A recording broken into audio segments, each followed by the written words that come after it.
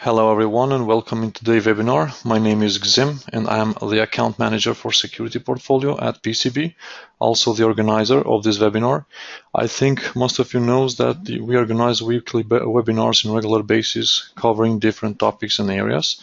In this webinar we will hear about the Rethinking Business Continuity, applying ISO 22301 to improve resilience, manage risk and drive profitability in your organization.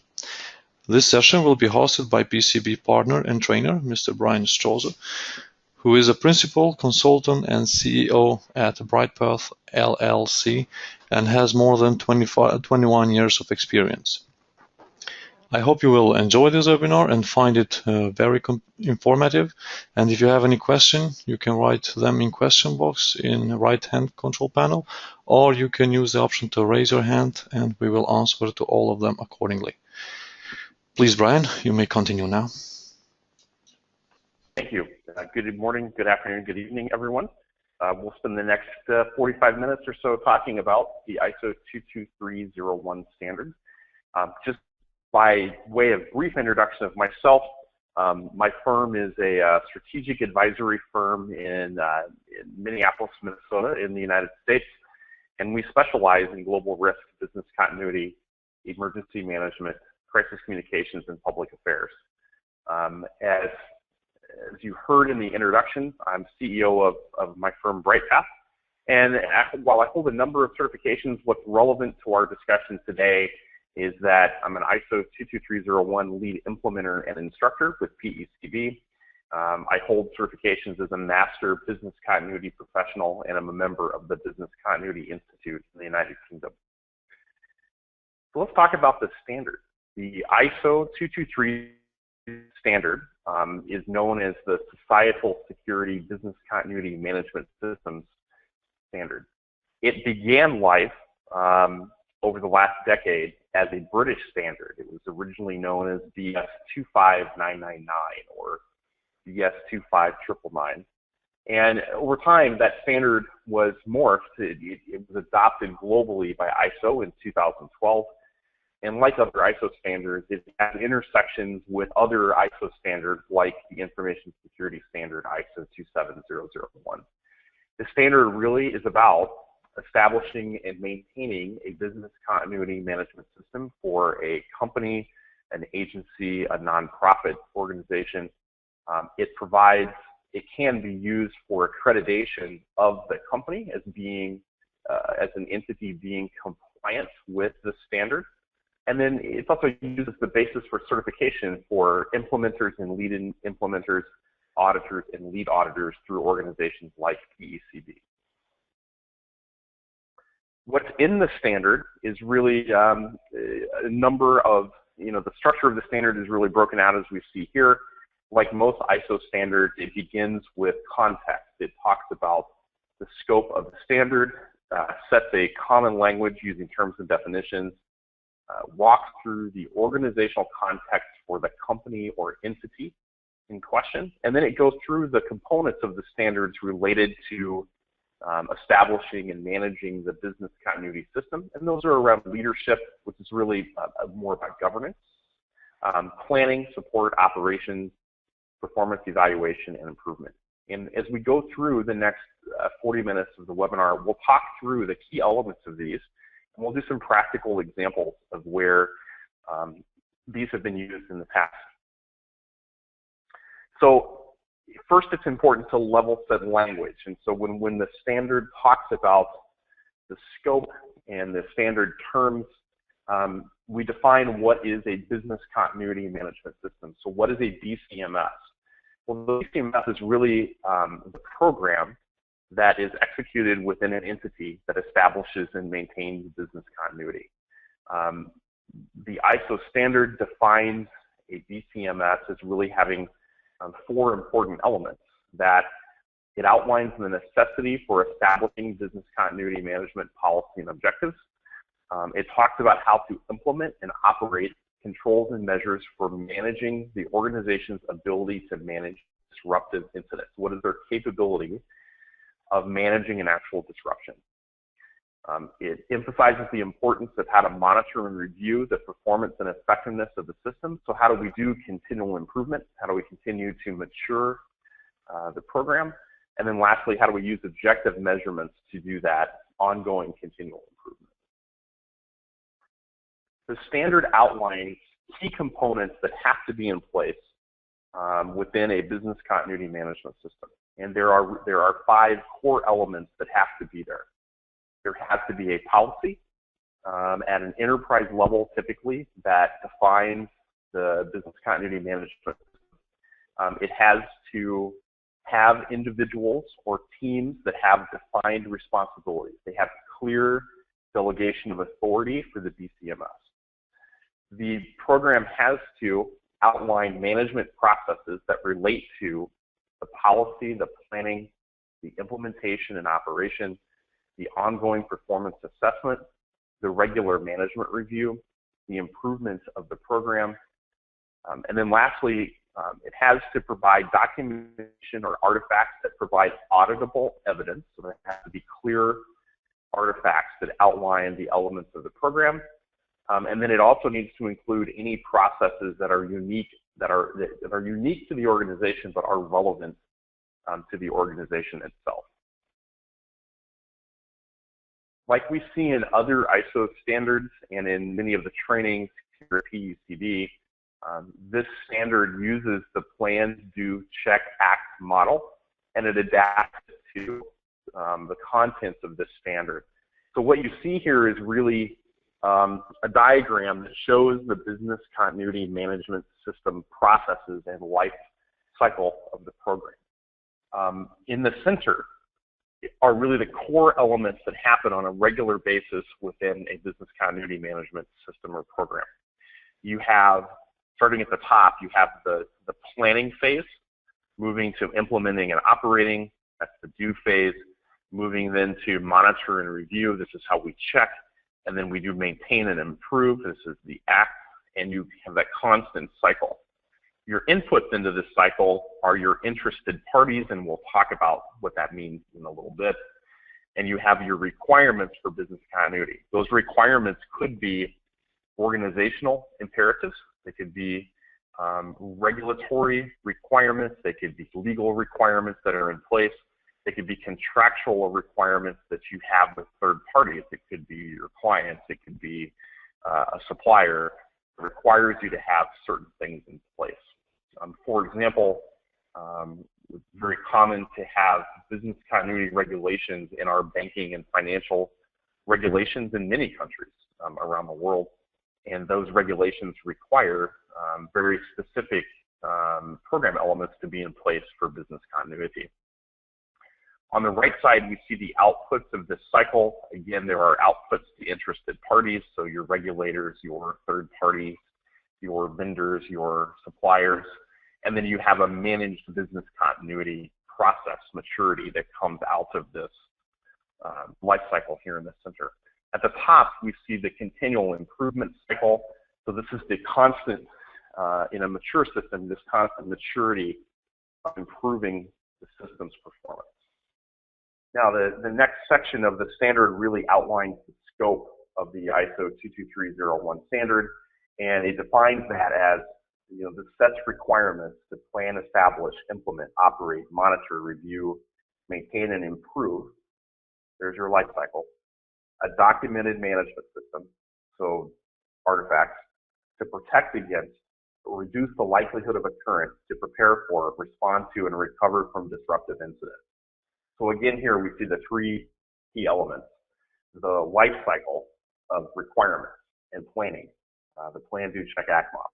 We see the need for documentation and artifacts, and we see the output here, what we're really trying to achieve, which is a system that protects against, reduces the likelihood of occurrence, helps us prepare, respond, and recover from a disruption to our organization. The standard outlines in the same clause where it's applicable. It's applicable to all types and sizes of organizations that wish to have a BCMS, that wish to have conformity with a stated policy, that wish to demonstrate that conformity to others, that might seek certification by an accredited third-party certification body, or that want to make a self-determination and self-declaration of conformity.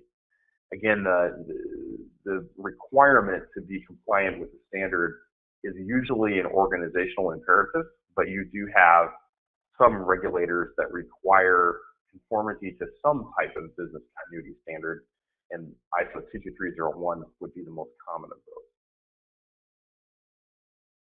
It's always important to use a common language. So we see in the third clause of the standard that we outline some key definitions.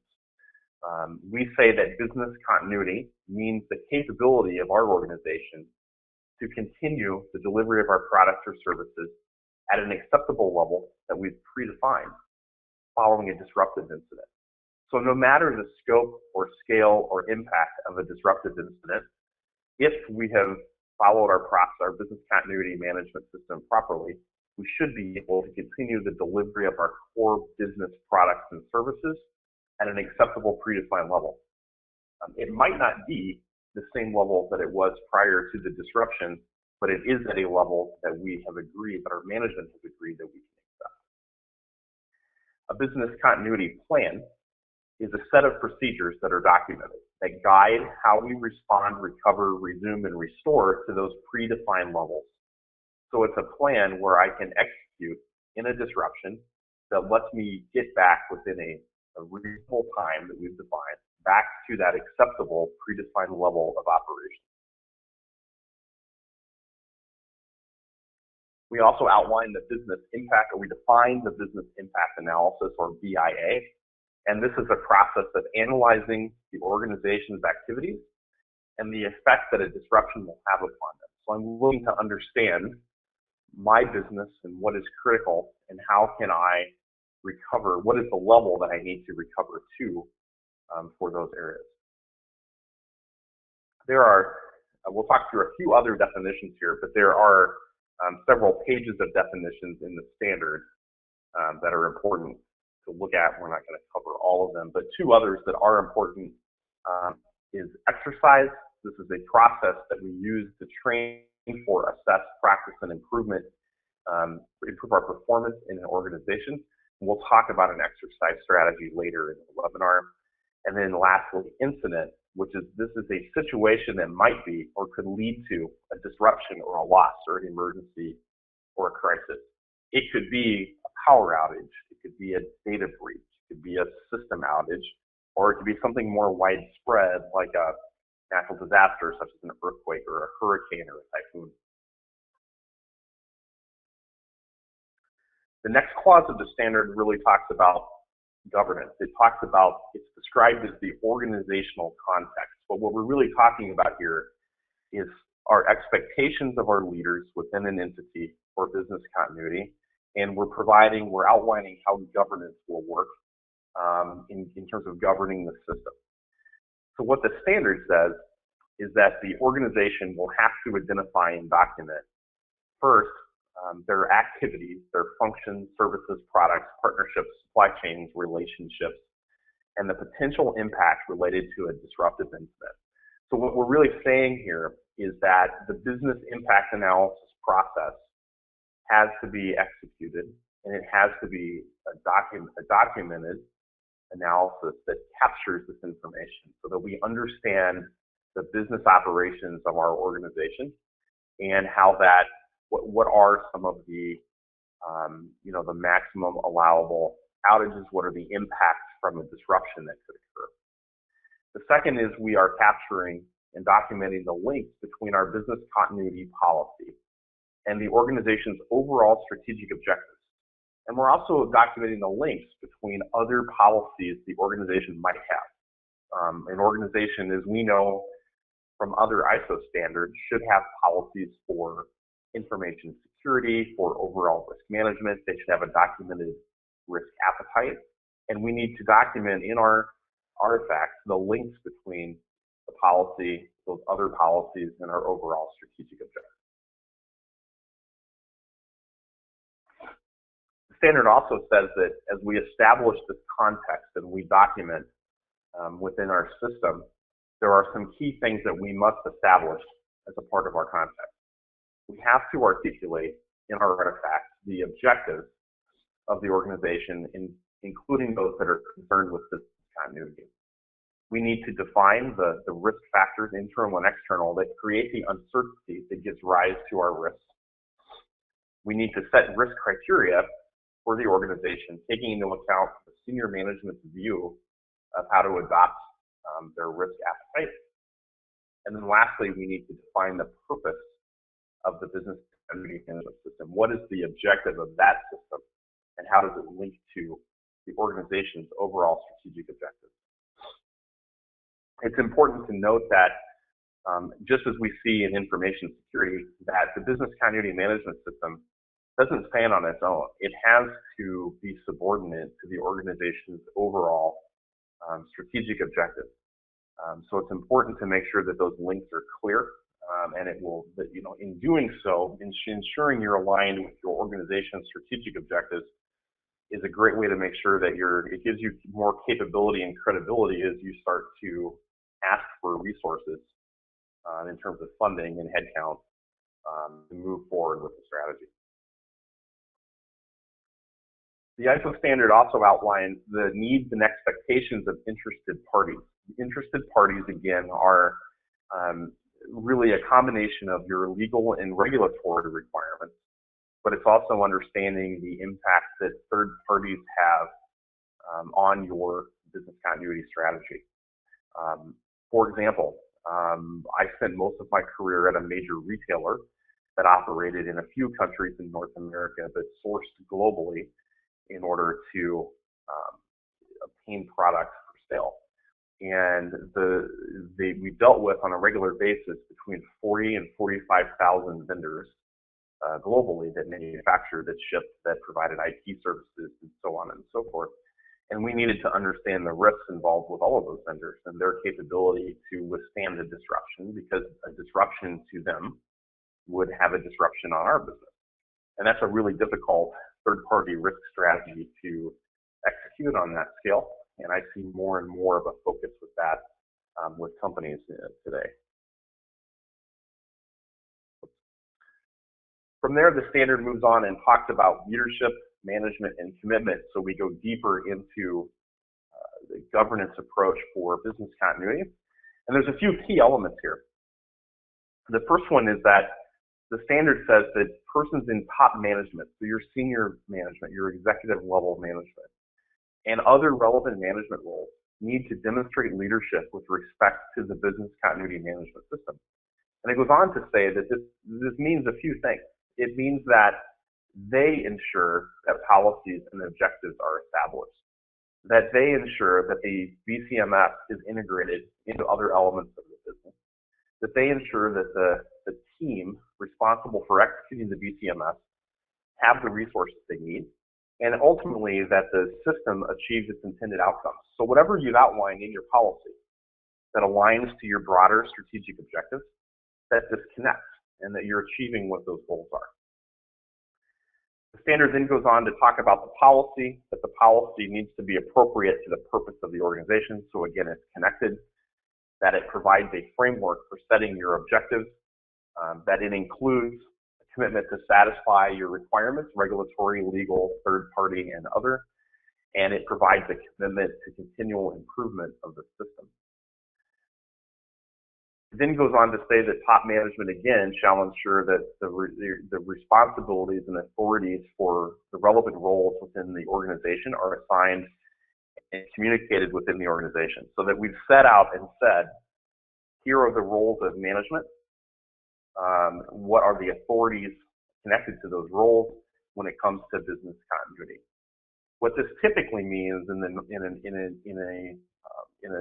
a normal example is that your line management within a business, the owners that are executing or own large portions of the business, are actually the ones responsible for business continuity planning within that entity, but they're supported by an expert team of business continuity professionals that help guide and govern that process. But again, this will depend a lot on your organizational context. Then we get into the life cycle. The 6th clause of the standard begins to talk about planning. And we go through planning by beginning to discuss risks and opportunities. That as an element of our program, we need to understand the risks and the opportunities that allow us to achieve the outcomes with the BCMS, that we can prevent or reduce undesired effects, and that we're able to achieve continual improvement. So typically here, we're taking the business impact analysis information that we've gained, understanding the business and the potential disruptions, and now we're looking at the risks that can impact that element of the business, those elements of the business. The second part here around planning is that, again, senior management, top management, is required to ensure that objectives are established and communicated for relevant functions and levels, so that within the organization that we have defined and that senior management has approved the minimum level of products and services that are acceptable for the company to achieve its objectives. But these have to be measurable, that they have to take into account our regulatory or third-party requirements, and that we have to monitor or update them as appropriate. So for example, again, we are taking the business impact analysis and we're saying if we are let's say we're an IT service provider, and we're saying that the longest it's important that our data centers stay operational, and the longest disruption that we can withstand is 5 minutes. Then our plans need to accommodate that type of planning and the IT infrastructure required to ensure that we can recover within that time period, and if not, that we are looking at appropriate workarounds as a part of our planning. Again, the planning needs to be specific in terms of who is responsible, what will be done, what resources are required, when those elements will be completed, and how the results will be evaluated.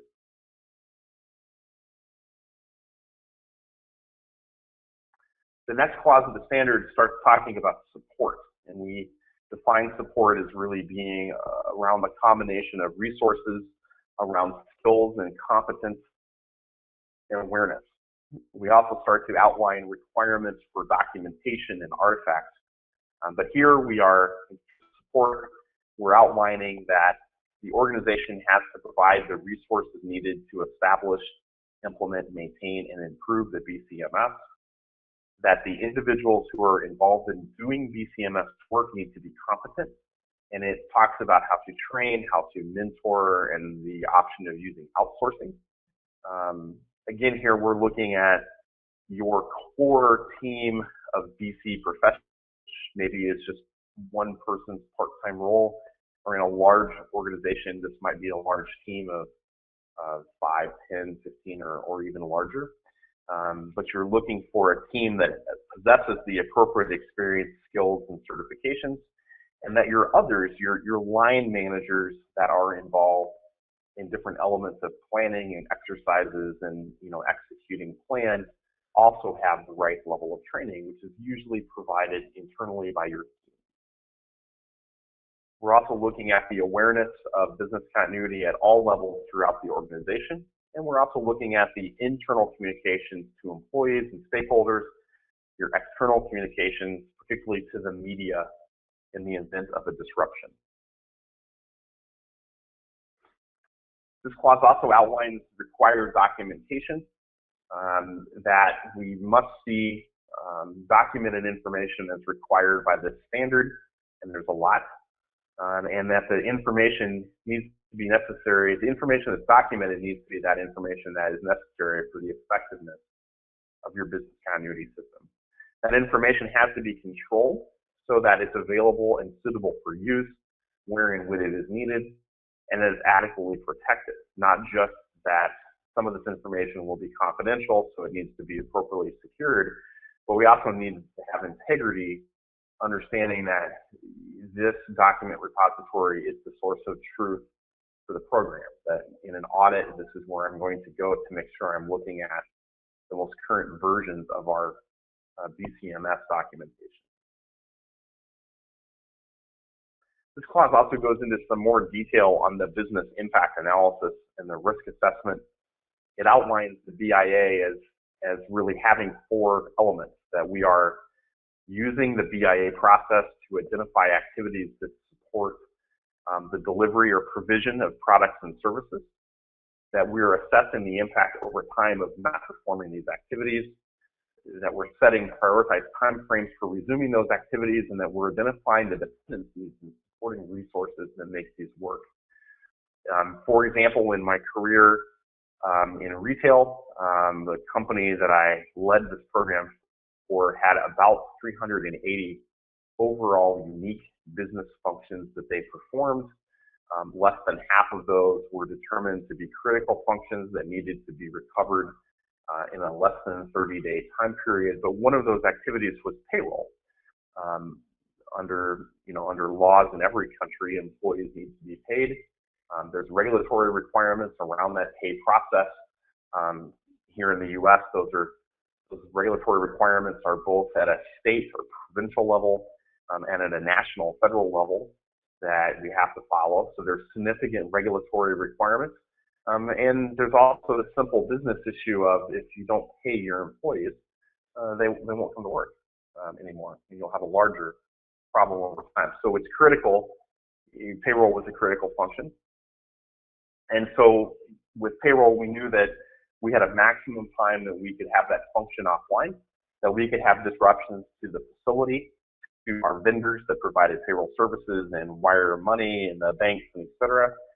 We could have a technological outage of our own systems that could impact payroll. And so we had to think through all the interdependencies of those to understand and have a complete picture for the business impact analysis. The second section here is risk assessment. This is where we are, now that we understand our prioritized activities like payroll, now we're going to look at the risk associated with those activities, what could cause a disruption. So as I said in my payroll example, this could be, I could lose the facility, I could have a third-party vendor disruption, I could have a technological issue, I could have a disruption to the team because of pandemic flu, or some type of illness that made it difficult or impossible for people to come to work. Those were all risks that had to be understood in the risk assessment. And then we had to determine which of these required risk treatment, mitigation strategies, and which one of those were going to be commensurate with our objectives and in accordance with our risk appetite. For example, in an ideal world, the payroll system would never go offline, and the facility would never be disrupted, and if it was, I would have a complete duplicate facility, at an appropriate distance away. But for financial reasons, none of that makes sense. The risk is not high of those two disruptions. So you spend on your mitigation in accordance with your risk appetite. The third element here in this clause is about the strategy for business continuity. And this is, now that we understand our prioritized activities and we understand the risks, well, now I'm going to determine what's the right strategy to address those risks and those prioritized activities. So again, this is, how will I protect them? How will I recover when they're disrupted? And how will I mitigate, respond to, or manage the impact? Resource requirements come into this. That can be people and data, facilities, technology, et cetera. For risks that require treatment, then we have to think through what are some other proactive measures that we can put into place. Once we've determined the strategy, then we start to set procedures, and this is when we get into our planning in more detail. But here we're writing or establishing procedures to manage a disruption and continuing our activities based on the objectives that we've set in the previous processes, in the BIA and in the risk assessment process. There are requirements here that we need to have an incident response structure. We need capability to warn and communicate our employees. We need plans on how to document the response to a disruptive incident and how we'll recover those prioritized activities. And we'll need recovery processes. This is how do we restore and return from our temporary measures that we've adopted to support our business requirements, and how do we return to normal when the need for those temporary requirements are over. In a small business or a small entity of any type, there may just be one set of plans. It might just be, for my own business, which is, we have people in 3 locations, and our systems are all in a cloud base. We really just have one business continuity plan. But in a large corporation, you may have hundreds of plans for different business entities in terms of how do they recover their functions in accordance with this standard and what you've put into place. And then you may have your incident response structure and your warning and communication strategies and your decision-making process for major incidents might all happen at an enterprise level. And then you'll have processes for that to filter down. So again, there's room here in the standard to adopt this to how your organization is set up. And there's lots of flexibility in terms of doing so. Let's look at just a simple example of what we mean by an incident management, an incident response structure. And this is definitely for a larger corporation, but this is a fairly standard crisis management or incident management framework. If we look at the bottom here, we have a team that is managing the crisis. This is your core subject matter experts, your business continuity professionals. They probably do this full time, but in a smaller organization, perhaps this is just 1 or 2 people that have this as a part-time role. Around them, you have a cross-functional crisis team. These are your representatives from the different business lines and support teams. So when you're managing a broad incident across your organization, you have representation from those different groups that can provide cross-functional input. And then you have your senior executives, your top management. This is your C-suite, your CEO, your managing director. And they're really making the strategic decisions around the disruption. And so communication flows from the bottom here up to the top. And you need a decision-making framework. And it's very, those are very unique to an organization's culture. But you need a framework to escalate decisions. Where are the decision-making rights for these 3 levels? But this is kind of a typical incident response structure. Of course, you would need the detail and procedures behind them. It's also important in these situations that situational awareness becomes important as you're dealing with a broad situation. We plan, in your risk assessments, we're planning for routine incidents. We know that using my payroll example from before, we had a pretty good idea of here's the 4 or 5 things that could happen. We could write plans and procedures for those identified risks. We can mitigate some of those, and then here's how we're going to respond. But where things get really difficult is when you get off of the routine incident into something that you didn't predict, and now you're dealing with a combination of crises, of disruptions that you didn't anticipate and you may not have plans for. And this is where having that decision-making framework, incident response structure really helps you kind of go through that. And so again, in the routine, we write, you have your protocols and your processes and your planning and your preparedness mitigation for that. As those situations are evolving, you're looking at the overall situation. You're asking yourself, what do I not know? You're having good cross-functional discussions during your incident. And then when you get into the unknown is where that framework, your incident response structure, really becomes important on how to collaborate together and reach a decision and move those decisions up to your top management as needed. It's important to ask in those situations what's happening, what do we know about what is happening, what is the impact it's having on our organization. And it's just as important, it's critical to ask, what do we not know today that we need to know? Where do we think this is going to go? And start to talk through the options for dealing with those situations. So there's just some things to consider with an incident response structure. From here, the standard moves and starts talking about exercises and testing and maturity. Plans that are created as a part of a BCMS need to be exercised at least on an annual basis as a part of that life cycle. You can do a lot of different kinds of exercises. You can do simple notification exercises where you're using a call list. You can do tabletops, so a facilitated walkthrough of the plans using a scenario. You can do full recoveries where you are actually relocating the business to their alternate work site or whatever your solution is there, and testing their ability to operate. And you can do a full integrated exercise where you have the whole process, including your incident response plans and some businesses relocating, and you can pull all of this together into a multi-day experience if you want to do something like that. Connected to this, any of your disaster recovery, your IT plans and strategies also need to be tested. Here you're really checking, do your backups really provide the backup that you think you do? Can you really recover a system in the time frame that you need? Are those backups accurately?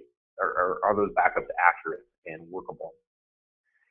And again, here in this, you need a defined process for capturing the lessons learned for continual improvement and being able to go forward from there.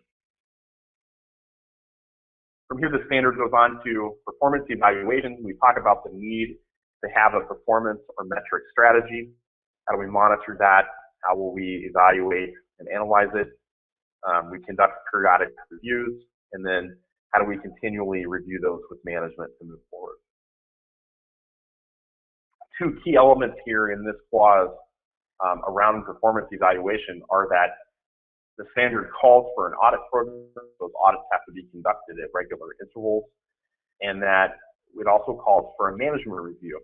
That top management needs to review the system at intervals. Typically, we see this as a once annual presentation to senior management, along with if it's a company that has a board, to the boards or to the board of directors, and perhaps to the board's audit or risk committee if they have such a thing. The standard also then calls for the need to identify nonconformities and document those, and then again to continue to document the improvement of the BCMS over time. Let's talk about this in terms of an actual situation just briefly, and then we'll talk about the connection here to some other standards as well.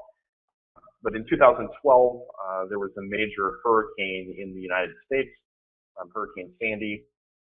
This was a very large but not very intense storm. It was large in that it was covered a huge landmass, but it was only Category 1, where a Category 5 would be the worst hurricane. What made Sandy dangerous is it lingered for a really long period of time and dropped a lot of water. This is just an example of the type of damage that Sandy did. This is the coast of New Jersey in the northeastern United States. And as in any situation like this, with hurricanes, you at least know that you're going to have an impact. On October 24th of that year, we were the first real warning of where it was going to make landfall, and that the storm looked like it was indeed going to be a hurricane when it came ashore. There was about 5 days to plan, use pre-planned, execute, plans that were already in place and move forward with those. And then there was about a 36-hour period where it was making landfall and then began to fade away. And like we see in any of these situations, there's obviously government response that goes on from emergency management agencies or military, civil defense, depending upon how your country addresses those. But there's also an obligation for private sector entities to take steps in their business continuity management system, activate their incident response, and do exactly as you see that this bank did here in New York. There's also a competitive advantage to being well prepared for these situations. This is an analysis of the retail industry that was done by the Retail Trade Association here in the United States. This looked at the reopening rates for stores that were impacted by Hurricane Sandy. These were essentially the top 5 retailers in the impacted area. And you can see that one company recovered extremely quickly. That's the dotted red line. Another company was not too far behind them. That's the solid blue-green line. And then there was a big gap from there with the other 3. There's a definite sales financial impact there, because the faster you're open, the faster you can return to business, the faster you can start generating revenue again. So this was a great way to kind of show the impact that a solid business continuity management system can have on a company's top line revenue. There's also the reputational impact. You see here just the damage to reputation from businesses that couldn't reopen or suffered significant damage, and the negative press that's associated with that. Let's wrap up by taking just a brief look at other standards that exist for business continuity, and then we'll get to your questions. There are other standards. We've talked about the 22301 ISO standard, but there are 3 others that are generally accepted around the world. The National Fire Protection Association 1600. There's also 2 standards from the American Society for Industrial Security, and that's the Business Continuity Management Standard and the Standard for Organizational Resilience.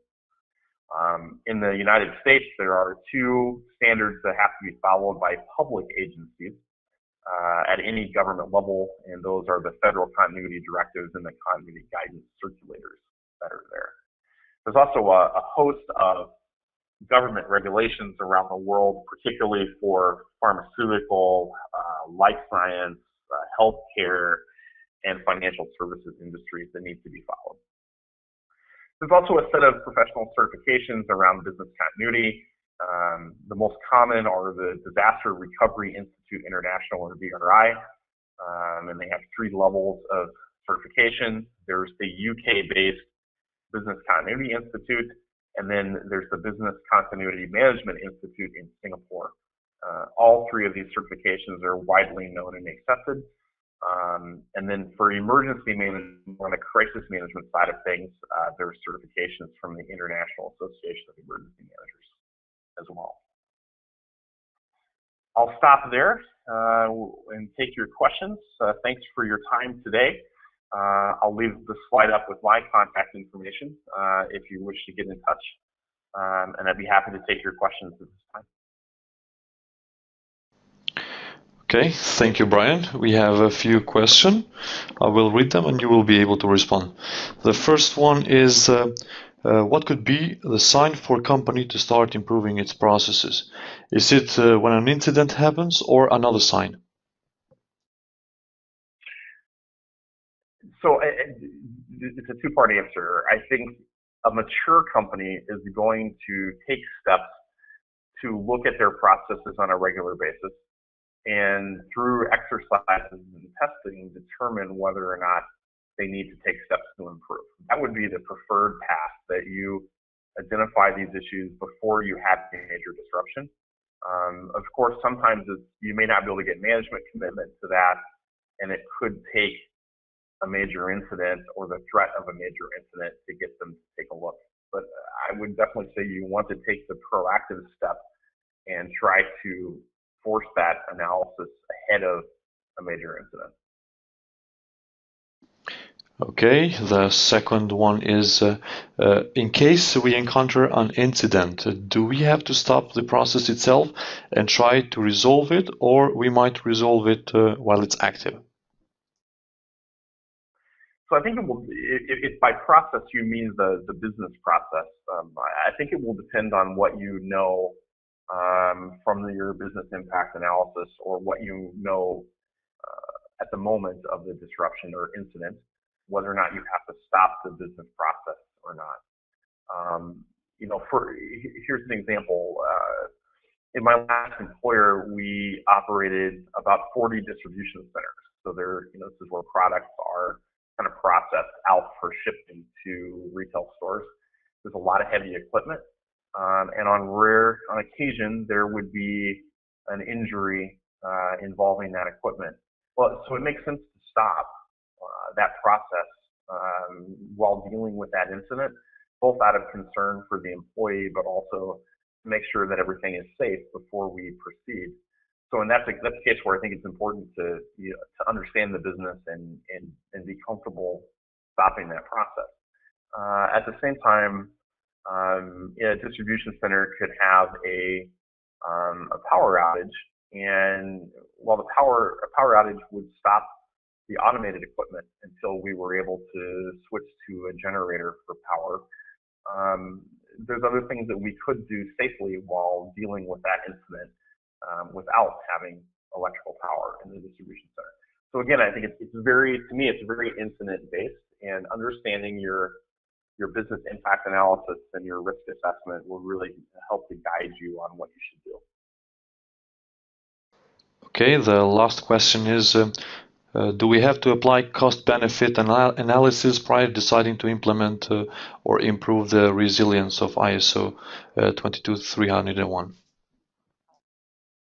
I do think you need to look at the cost benefits factor, particularly when you start thinking about, particularly if you're in the process, right, and you've done your BIA and you've done your risk analysis, and now you're starting to talk about strategies and risk treatments to deal with what you've learned. There will be things that will make sense to do financially, and there will be things that will not make sense for you to implement. A good example of this, a good practical example, again, using the supply chain, one of the projects we undertook in my last employer was a really detailed risk assessment of our supply chain. And we came up with a number of risks, and we determined here are some ones that are not mitigated. One of them was that none of the distribution facilities that we had enough generator power on site to run the facility in the event of a disruption. Doing so was prohibitively expensive. It was a prohibitively expensive solution for a relatively rare incident. Our alternate solution that was ultimately adopted was to contract with a third party that could deliver enough generator capacity on a short notice, a number of hours. And we were comfortable with the trade-offs in that situation. So again, the costs are going to come into play. I would also say that there will be situations where the costs do not matter. This typically, I think, comes into play when we start talking about life safety issues that are discovered in a continuity process in your BIA or risk. Sometimes those are often, there's not a profit to be made in some of the mitigation tactics you may do for physical security or for life safety, but they're the right thing to do from a disruption or reputational risk perspective. So again, this is where having your policy and your program well aligned with your company's, your entity's strategic objectives is going to be key. Okay, thank you, Bryan, for this highly informative presentation, and thanks to all the attendees. And I think they had the chance to learn new things today. I suggest you to take time and see our future webinar that we will be hosting. Next Wednesday, we will host a webinar topic which is called Cybersecurity Guidelines, Introduction to ISO 27032. So thanks to all of you, and have a good day.